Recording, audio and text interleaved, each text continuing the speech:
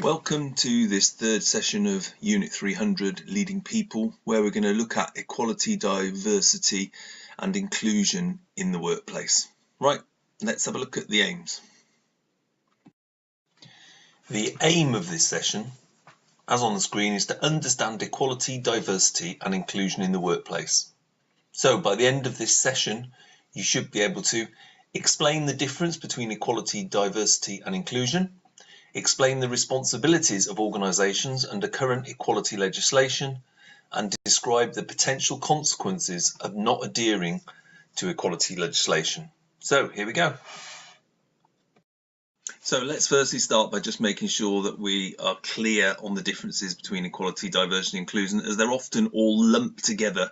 And although they're all inextricably linked, they need to be considered separately as they have different aspects and they can fit into different parts of the business process. So the Human Rights Commission's definition, there on the screen, with particular mention of the particular characteristics, and we're talking there of the protected characteristics, and on the next slide we can look at those.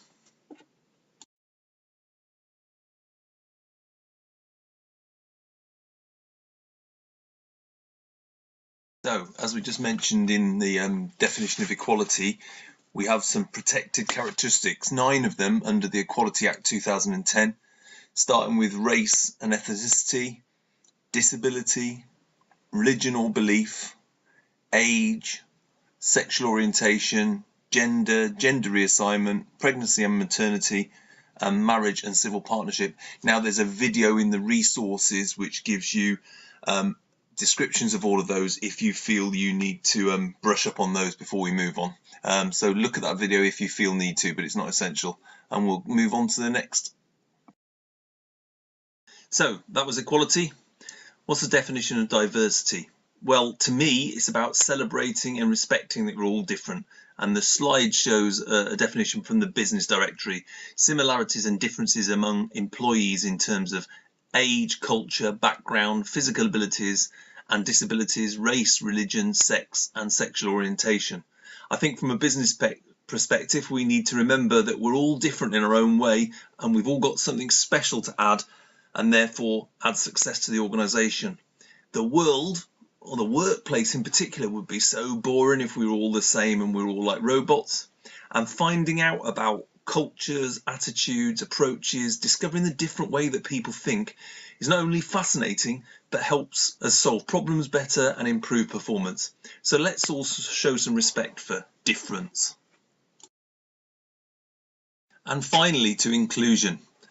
At its simplest, it is a state of being included, but it's a bit more complicated than that. In equality and diversity field, it promotes the idea that all people should be freely accommodated without restriction, with no limitations of any kind. It reinforces those British values again that we've talked about: democracy, individual liberty, respect and tolerance, and the rule of law.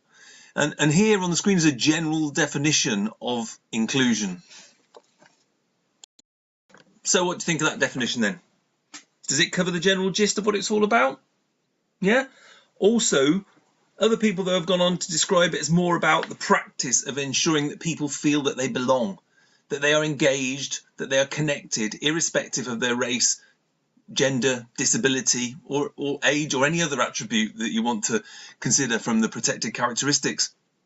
For me, the best definition I've seen for business is the one on the screen now: a sense of belonging, feeling respected, valued for who we are, feeling a level of supportive energy and commitment from others so that you can do your best. And I think that's what sums up what we've got to do as leaders for our staff, because that's what we want out of them. So now we know what they are. As leaders, what can we do? What must we do to ensure these things are upheld in our workplaces? The first thing we can do is remove discrimination and other barriers. That's barriers to involvement, to staff getting involved in things and being part of our workforce. The next thing is give equal access and opportunity to all, everybody across the board. And finally, we need to value all individuals for their input, because they've got a part to play. And if we can manage to do all these, we'll have a fairer workplace, and a fairer workplace will allow people to prosper and engage with us, and then we'll get what we want out of our team. The Equality Act 2010 has an impact across all the business areas. This isn't an exhaustive list, it's just some main areas. Impact on recruitment, how we recruit and that we're not discriminating against people and that we're offering equal opportunities. We have to make sure our advertising and marketing doesn't discriminate. We have to make sure that employees are being treated the same in contracts, hours, pay, benefits, training, development, promotion, etc. And we have to make sure that our employee management is flexible and that we're giving recognition to people's individual characteristics. And of course, anything to do with dismissals and redundancy, we need to be careful that we're making sure we're not discriminating against anybody. So let's have a look at someone's idea of what the solution would be to equality, diversity and inclusion.